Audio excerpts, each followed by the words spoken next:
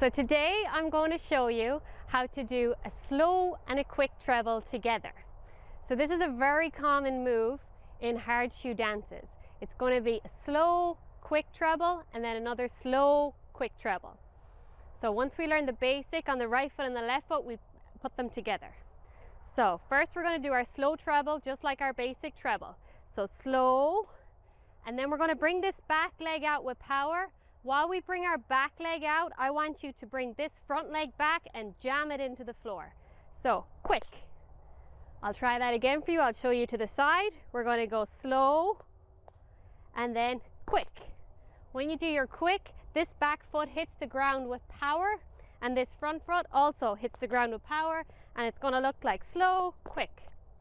To the front we're going to do it. It's going to be slow, quick, 2, 3. Slow, quick, 2, 3. Really to get this move,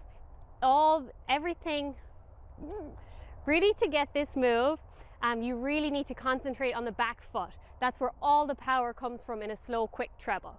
So with me again, we're going to go slow, quick, slow, quick, slow, quick, 2, 3.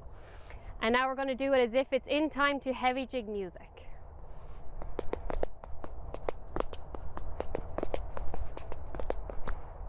And to the side.